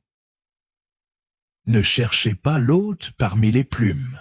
Il marche là où le silence boit les ruisseaux. » Holmes haussa légèrement les sourcils. Une référence, peut-être, à un lieu isolé, à l'eau, au silence, à l'encre. Une bibliothèque près d'une fontaine? Ou la cour d'une imprimerie près d'un ponceau? Lestrade haussa les épaules. « La poésie, ce n'est pas mon truc. » Holmes plia soigneusement le vélin. ni dans le mien, sauf quand il masque un calcul. De retour à Baker Street, il étala notre collection grandissante de comptines et de notes sur la table. Il les réorganisa, marmonnant des demi-phrases « Guest Drills, Ledger Wrexham ». Soudain, il balaya tout et s'assit avec son violon en tirant un accord grave et nerveux. « Nous avons affaire à un adversaire étrange, Watson, dit-il enfin en posant l'instrument. Il possède non seulement l'audace d'un criminel, mais aussi le goût d'un écrivain pour la diversion. Chaque pas que nous faisons est censé nous aveugler sur le suivant. À la tombée de la nuit, on frappa à la porte en contrebas. Quelques instants plus tard, Madame Hudson fit entrer un petit garçon de course, tenant un paquet marron à la main. À l'intérieur se trouvait un étroit tube de bois poli, du genre de ceux utilisés pour ranger les cartes. À l'intérieur, une seule feuille de papier vierge, à l'exception d'un léger filigrane de plumes, et dans le coin supérieur, des initiales. A.Q. Holmes l'examina à la loupe. La main de Quill, mais pas d'écriture. De l'encre invisible Watson, probablement de citron ou de lait. Nous allons la faire apparaître. Il alluma la lampe à alcool, tenant le papier au-dessus de la flamme jusqu'à ce que des lettres pâles apparaissent. Southwark. Minuit. Seul. Holmes émit un léger sifflement. Notre renard s'enhardit. Il m'appelle sur la rive sud et m'interdit toute compagnie. J'ai protesté contre le danger, mais Holmes n'a eu qu'un léger sourire. N'ayez crainte, mon cher Watson, je n'ai pas l'intention de le rencontrer seul, même si je vais flatter sa vanité. Le théâtre du crime est aussi important que le crime lui-même. Il se leva, s'étirant avec la langueur d'un chat. Ce soir, il faut se préparer. La plume qui murmure ne se résume pas à de petits vols ou à des énigmes de salon. Quelque part derrière ces vers se cache le destin d'Edwin Quill, et peut-être la clé d'un complot aussi complexe que tous ceux que j'ai pu découvrir. Le feu siffla lorsqu'il y jeta une nouvelle bûche, ses étincelles jaillissant comme des questions sans réponse. Et à cet instant, je sentis, avec un frisson qui ne devait rien à l'air de septembre, que l'obscurité qui s'accumulait autour de cette affaire commençait à peine à révéler sa véritable profondeur. Chapitre IV. Le plan de Holmes.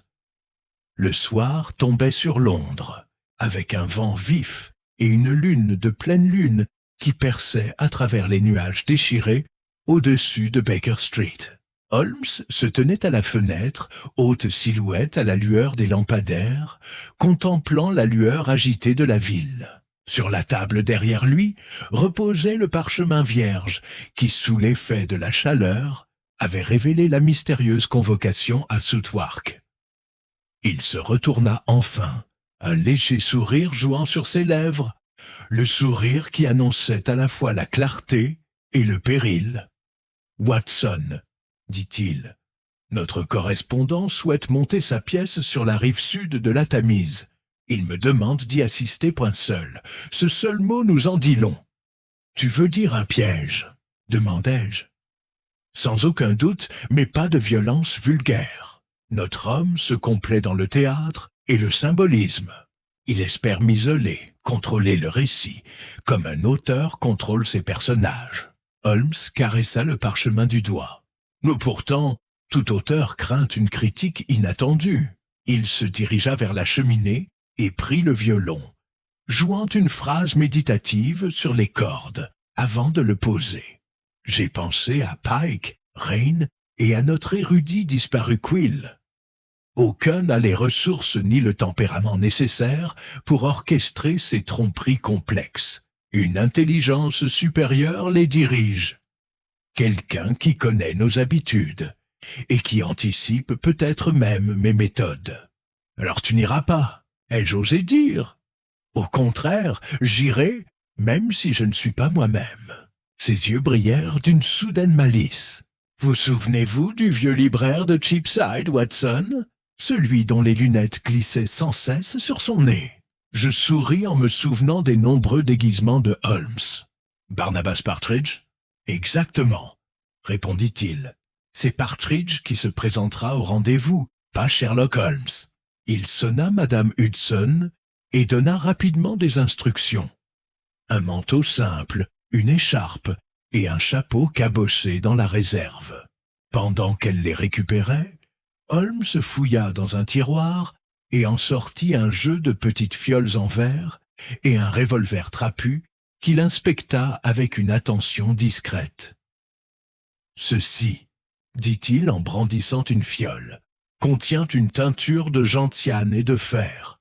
Un petit coup sur la manchette nous permettra d'identifier toute main qui m'a saisi le bras ce soir, par précaution, si notre adversaire recourt à la subtilité plutôt qu'à la force brute. » À 9 heures, la transformation était complète. L'élégant détective Conseil avait disparu. À sa place se tenait un bibliophile voûté, au regard doux, aux doigts de maculés d'encre. L'attitude de Holmes avait tellement changé que, si je n'avais pas vu la métamorphose, j'aurais pu douter de lui. Avant notre départ, Holmes exposa le reste de sa stratégie. « Vous m'accompagnerez jusqu'au pont de Blackfriars, Watson, mais pas plus loin. Prenez position d'où vous pourrez observer l'approche des escaliers de la rivière à Bankside. Si je ne suis pas de retour avant 13 heures, vous appellerez l'estrade et avancerez avec prudence. Nous avons hélé un taxi et bientôt le cœur de la ville s'est éloigné derrière nous, remplacé par les entrepôts ombragés et les ruelles humides de Southwark. La lune était haute, projetant des reflets argentés sur la Tamise paresseuse. Des péniches étaient amarrées en rang serré, leurs mâts noirs se détachant sur l'eau. De quelque part en aval, nous parvint l'appel lugubre d'un veilleur de nuit.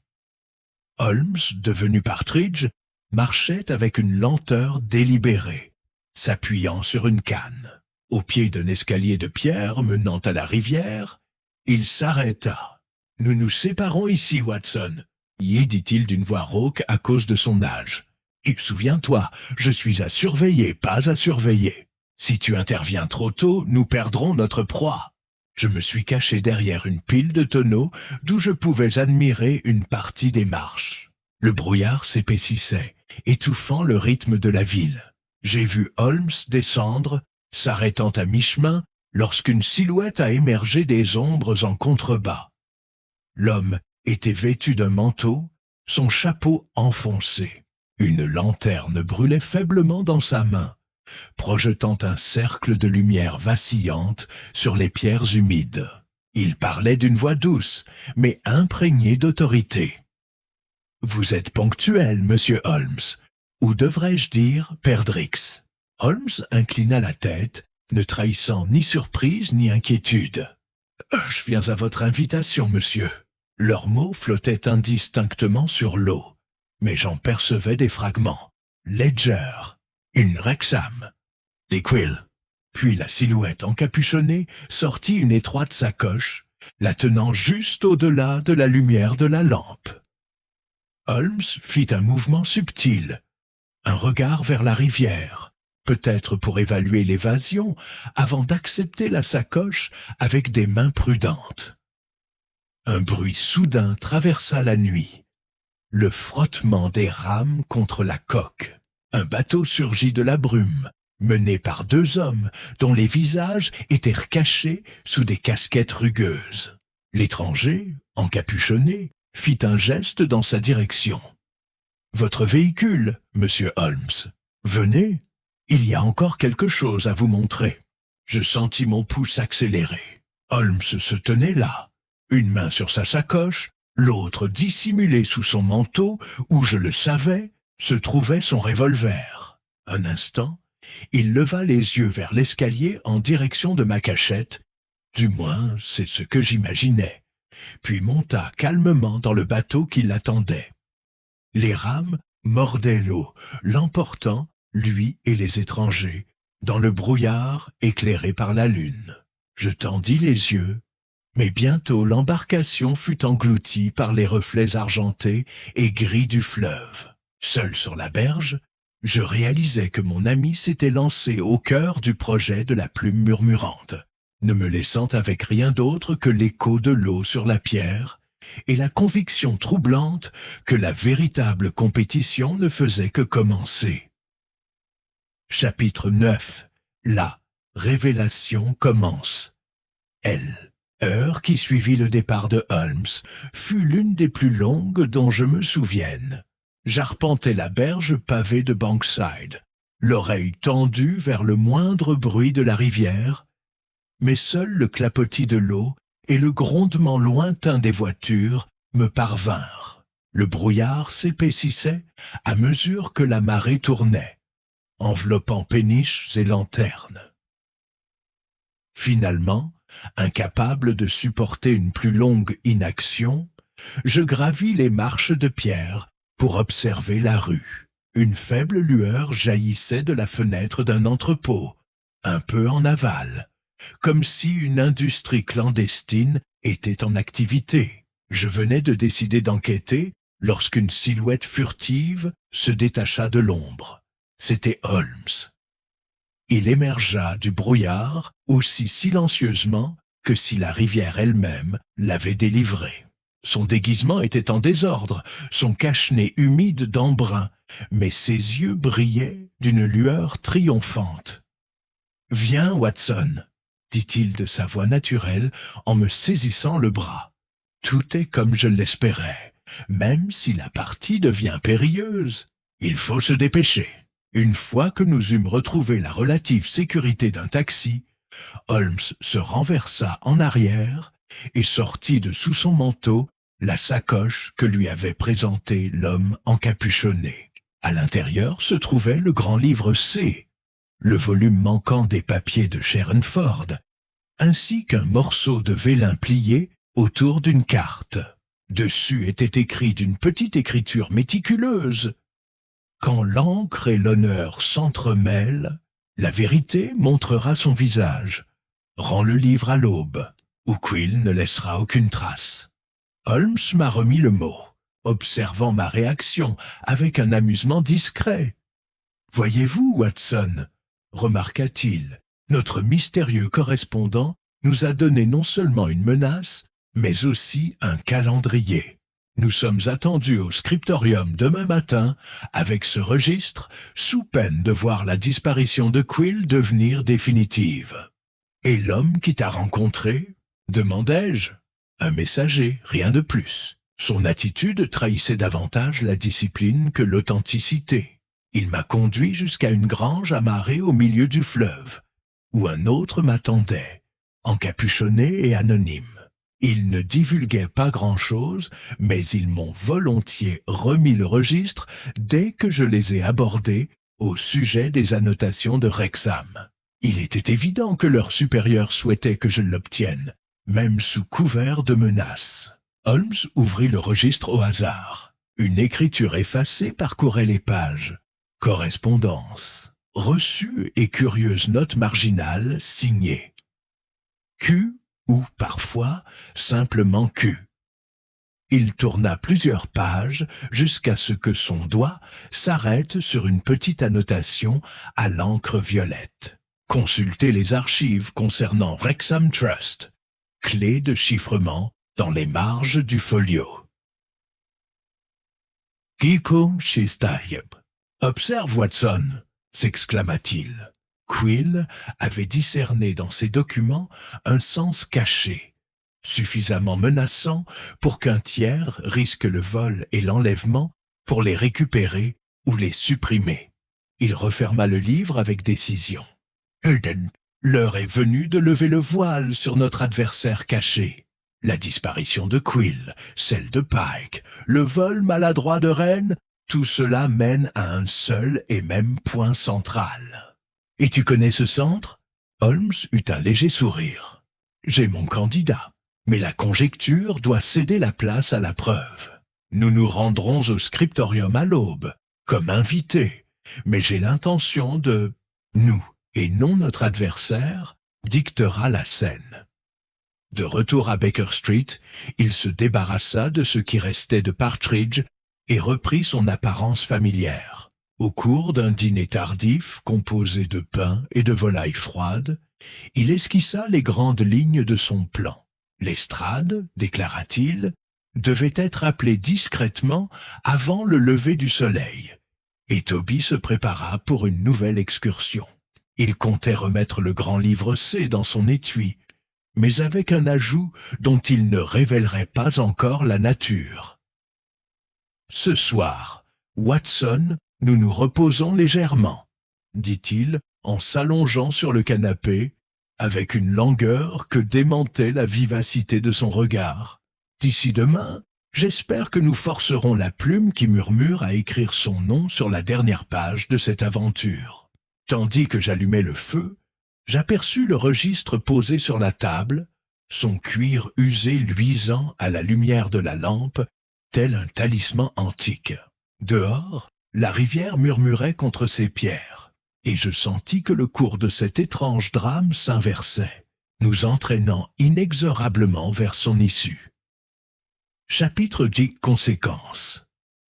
Et outre l'aube qui se levait sur Baker Street, était pâle et froide, mais dans notre salon brûlait une attente silencieuse. Holmes, revenu à sa précision habituelle, était assis à la table, le grand livre C devant lui, dont le dos était soigneusement réparé et dont un petit bout de carton dépassait d'entre les feuillets.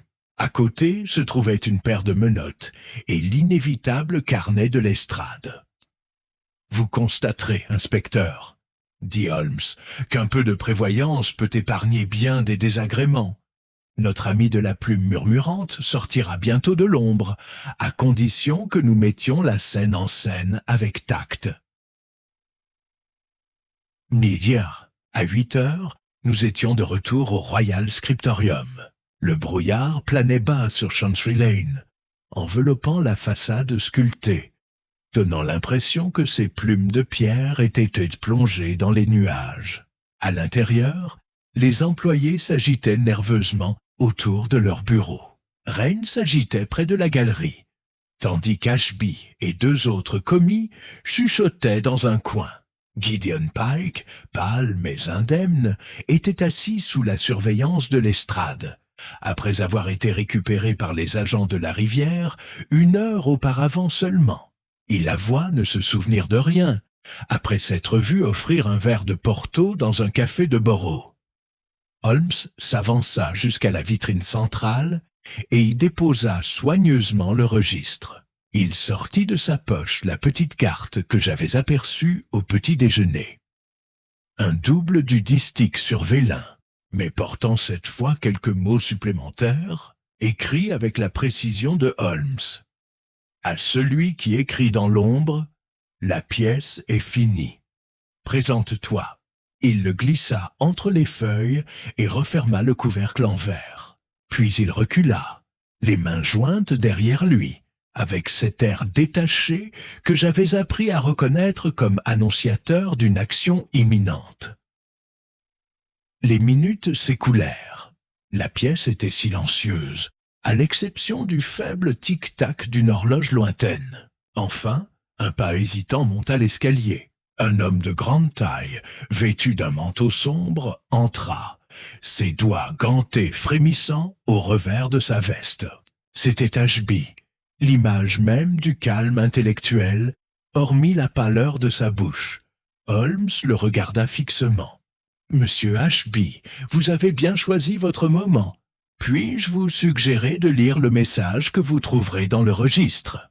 Ashby s'approcha de la mallette avec une nonchalance forcée, ouvrit le couvercle et tourna les pages. Lorsque ses yeux tombèrent sur la carte de Holmes, un frisson le parcourut. L'estrade, vif comme un chat, s'avança et fit claquer les bracelets aux poignets du conservateur. Holmes s'adressa à l'assemblée stupéfaite. « Permettez-moi de vous raconter la pièce dans son intégralité. Edwin Quill, en cataloguant les papiers de Wrexham, tomba sur un code révélant certaines irrégularités dans le trust du défunt comte. Irrégularités dont M. Ashby, en tant qu'agent confidentiel, était parfaitement au courant. Craignant d'être démasqué, Il échafauda une série d'énigmes pour attirer Quill, employant Pike comme messager involontaire et Rain comme rôdeur pour distraire la police. Il souleva le registre et l'ouvrit à une page où l'encre violette brillait faiblement. Les notes marginales de Quill laissaient entrevoir un échéancier de paiement caché.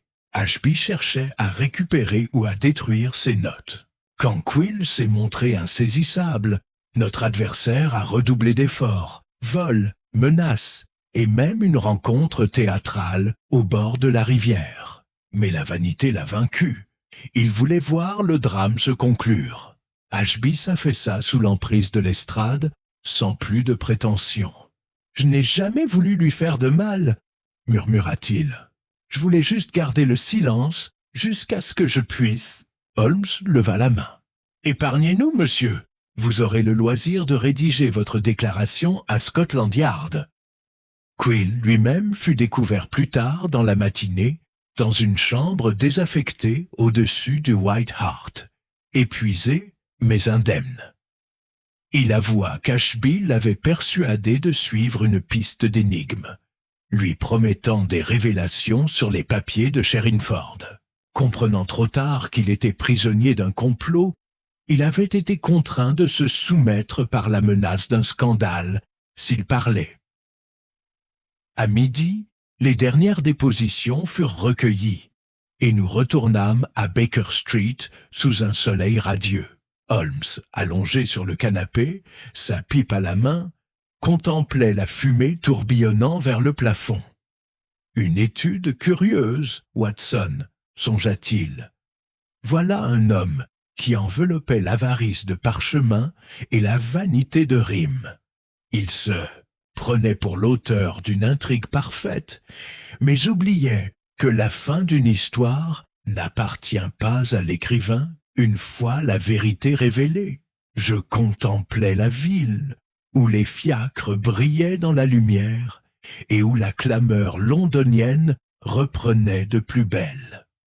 La plume murmurante avait écrit ces derniers mots, ne laissant que des pages paisibles et la satisfaction sereine d'une justice rétablie.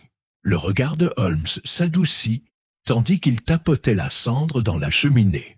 « Allons, mon cher, dit-il, il y a encore du travail qui nous attend dans ce monde, et peut-être une nouvelle énigme se dessine. Mais pour l'instant, savourons le rare luxe d'un déjeuner tranquille. » Et avec cela, le grand détective ferma le Ledger C, signalant la fin de l'une des aventures les plus singulières qu'il m'ait été donné d'enregistrer.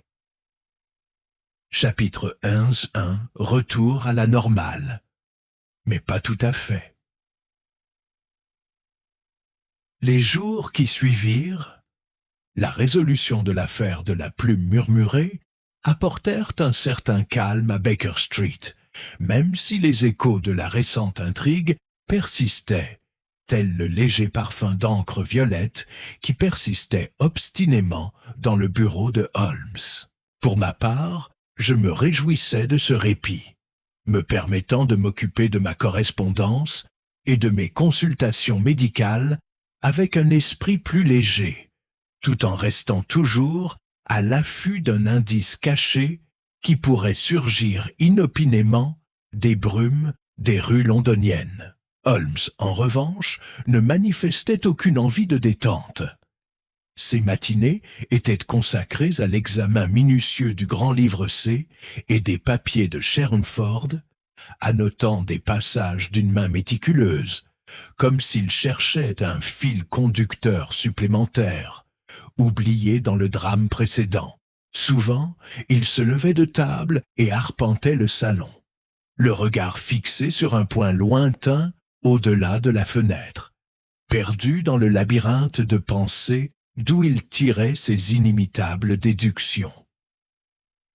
Un matin, alors qu'un pâle soleil d'octobre filtrait faiblement à travers les vitres embuées, Holmes se tourna soudain vers moi. « Watson, dit-il, il y a une leçon subtile à tirer de la plume qui murmure.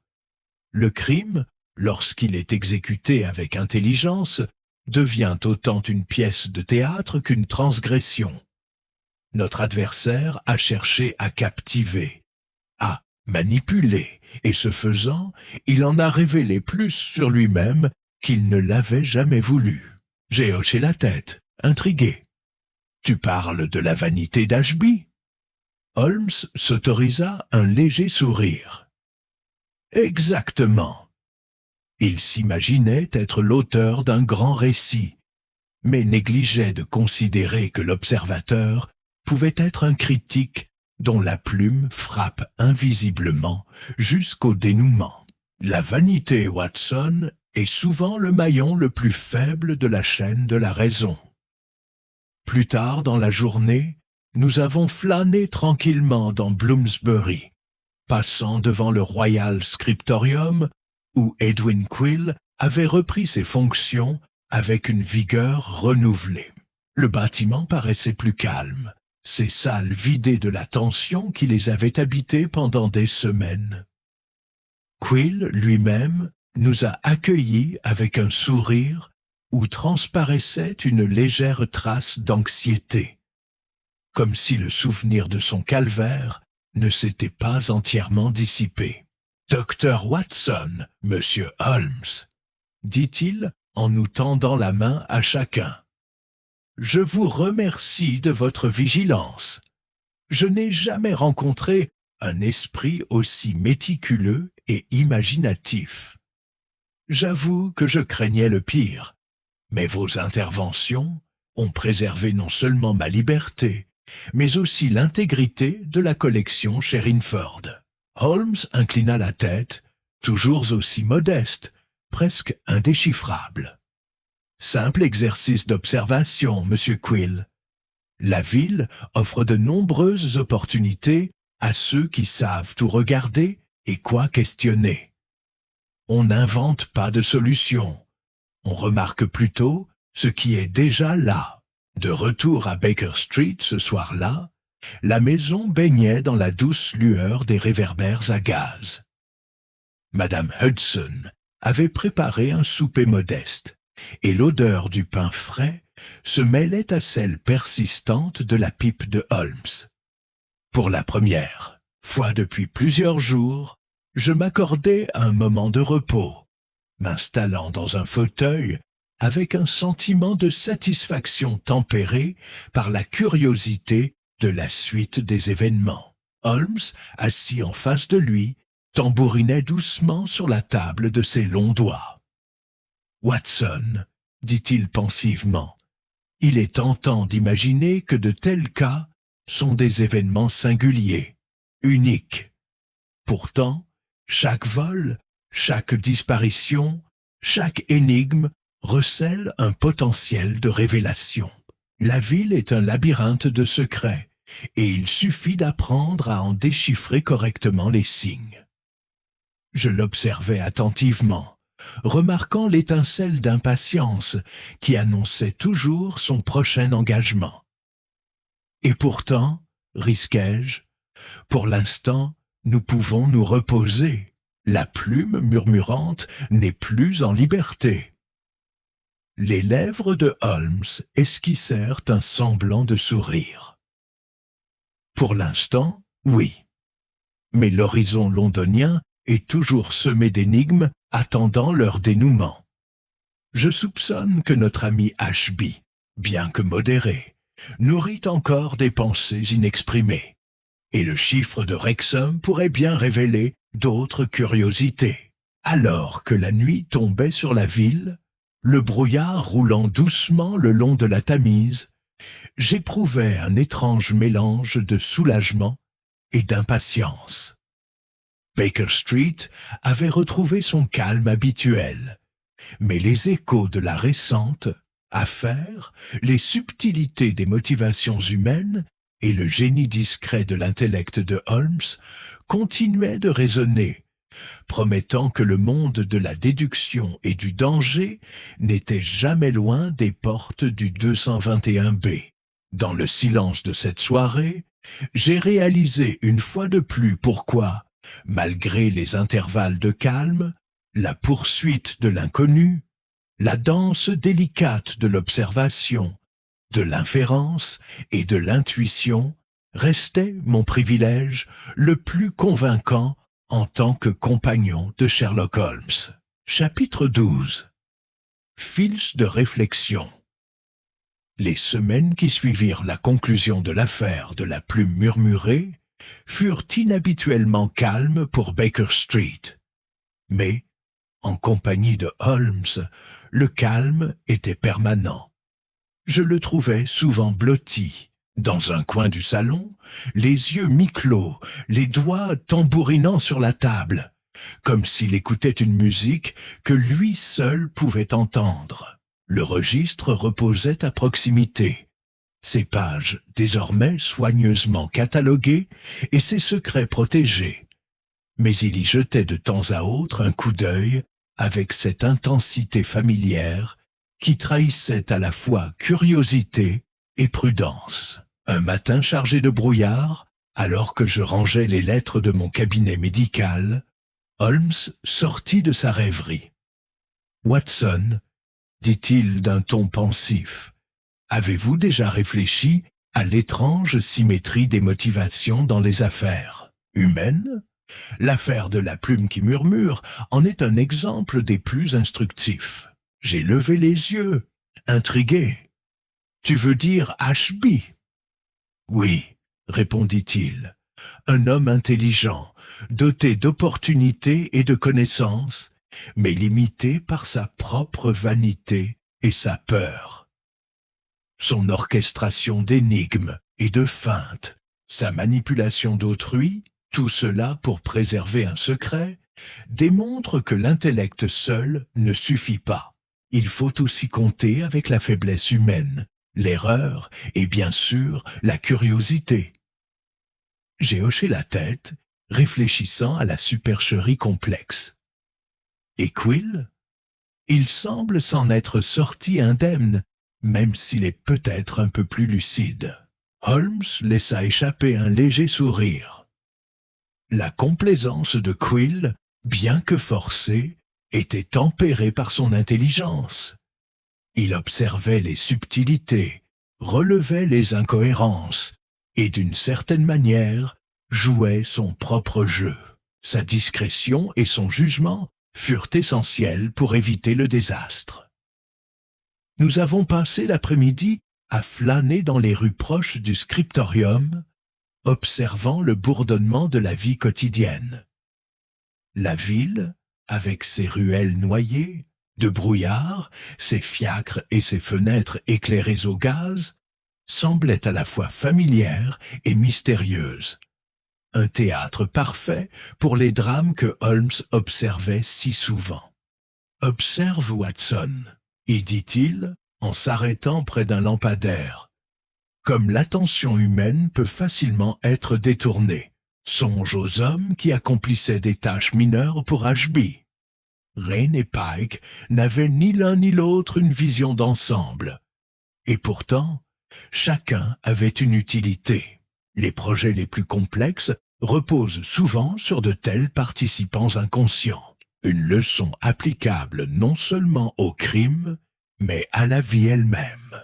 Alors que nous retournions à Baker Street, l'attention de Holmes se porta sur le grand livre C, désormais bien protégé. Il le toucha légèrement, comme s'il reconnaissait la conclusion d'une histoire et le début potentiel d'une autre. Ce registre, remarqua-t-il, est un condensé non seulement de faits, mais aussi de folie, d'ambition et de subtilité humaine. Dans ses marges, on peut discerner non seulement les intentions de Quill, mais aussi l'ombre de ceux qui manipulent le savoir à des fins personnelles. Une étude, Watson, de l'équilibre délicat entre secret et révélation. Ce soir-là, tandis que les réverbères vacillaient et que la ville plongeait dans le silence nocturne, Holmes était allongé dans son fauteuil, violon à la main, jouant une mélodie feutrée. Je l'observais en silence, appréciant la profondeur de pensée qui pouvait coexister avec un art aussi serein. « Watson, dit-il doucement, rompant le silence. Ce sont ces moments de réflexion silencieuse qui éclairent souvent les subtilités oubliées dans le feu de l'action. L'affaire de la plume murmurante est close, mais ses leçons persistent, rappelant que même le crime le plus élégant doit tenir compte de la nature humaine, du hasard et de l'observation. J'ai alors réalisé que le véritable but de telles aventures n'était jamais simplement la capture d'un coupable, mais le démêlage minutieux des motivations, la compréhension du caractère et l'illumination des quêtes de vérité qui exigeaient de la patience, de l'attention et un œil inébranlable pour les détails. Holmes posa son violon et se leva, s'approchant de la fenêtre pour observer le brouillard qui montait de la Tamise. Les rues en contrebas semblaient ordinaires, mais je savais qu'elles recelaient d'innombrables mystères, attendant un esprit capable d'en percer les secrets. « Allons, Watson, » dit-il en se tournant vers moi. « La ville dort, mais demain apportera de nouvelles opportunités. Il y a toujours des énigmes à résoudre, des questions à poser et, de temps à autre, un méchant à démasquer. Le monde n'est jamais vraiment en repos, et je soupçonne que nous ne le serons pas non plus. » À mesure que la nuit s'approfondissait, j'éprouvais une satisfaction silencieuse mêlée d'impatience. Baker Street avait retrouvé un semblant de normalité, mais les leçons de la plume qui murmure, celles de l'intelligence, de la ruse et de la faiblesse humaine, restaient vives, me rappelant que dans le monde de Holmes, la quête de la vérité était à la fois infinie et toujours irrésistible. Chapitre 13 et choses du passé.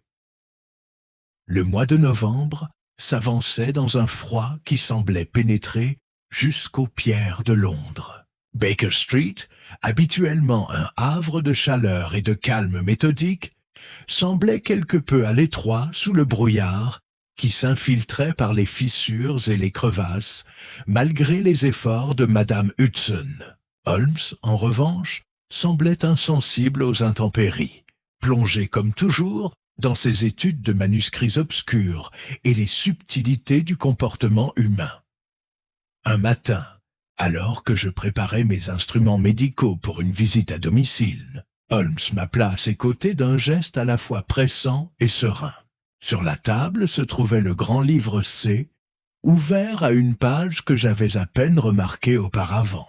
Les marges étaient remplies d'annotations, non seulement de Quill, mais aussi de plusieurs anciens gardiens des documents de Wrexham, chacune rédigée dans une écriture presque secrète, où se mêlaient dates, noms et curieux chiffres. « Watson, » dit-il en tapotant la page, « observe le palimpseste des intentions.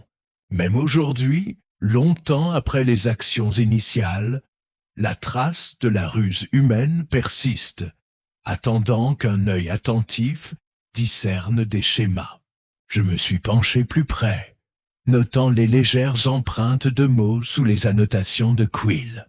« Ces marques sont-elles significatives ? » « Tout à fait, » y répondit Holmes. « Chaque couche raconte une histoire, certaines banales, d'autres dissimulant une intention. Le plan d'Ashby était astucieux, mais il ne fait qu'effleurer la surface des subtilités des documents de Wrexham. L'affaire de la plume murmurée, malgré son caractère dramatique, n'est qu'un fil conducteur dans une tapisserie bien plus vaste. Au fil de la journée, Holmes restait agité. Il allait de table en fenêtre, puis en fauteuil, s'arrêtant parfois pour murmurer quelques observations. Je le suivis du mieux que je pus, remarquant le soin méticuleux avec lequel il cataloguait les pages du registre et les recoupait avec d'autres documents historiques. En fin d'après-midi, une lettre d'Edwin Quill lui parvint. Il avait obtenu l'autorisation de consulter certaines archives en toute intimité, et il écrivit sur un ton à la fois enthousiaste et prudent. Quill exprimait sa gratitude à Holmes pour avoir protégé non seulement le registre, mais aussi sa personne. Pourtant, sous ces formules courtoises, on pouvait déceler une pointe de malaise. La conscience que les secrets, une fois exhumés, restent rarement enfouis. Holmes lut la lettre avec son calme habituel, puis leva les yeux. Watson, il y a là une leçon qui va au-delà de la simple résolution de crimes. Une fois révélée, la connaissance suscite la curiosité, l'ambition et parfois la malveillance. Notre tâche est de suivre les courants des motivations humaines, d'anticiper où elles mènent et d'intervenir si nécessaire. Même aujourd'hui, les répercussions des actions d'Ashby sont plus profondes que nous ne l'avions imaginé. Ce soir-là, nous avons longé la Tamise, observant les jeux de lumière sur l'eau, le brouillard s'enroulant autour des lampadaires comme des vrilles fantomatiques. Le regard de Holmes était fixé sur le fleuve, comme s'il cherchait un message caché dans ses courants. « Watson, dit-il enfin, la ville est un palimpseste d'histoire, chaque strate influençant la suivante. La plume murmurante a disparu dans les plis du temps, mais les schémas qu'elle a perturbés demeurent. Un jour, peut-être, ces échos révéleront un autre dessein, et nous serons à nouveau appelés à discerner les lignes invisibles reliant l'intention à l'action. » Hugh Cheshane. Je repensais à ces paroles en retournant à Baker Street. Les rues étaient plus calmes, à l'exception du bruit occasionnel d'un fiacre ou d'un cri lointain. Pourtant, je comprenais que le calme apparent de Londres dissimulait un courant d'intrigue sous-jacent. Un courant que Holmes était particulièrement bien placé pour gérer.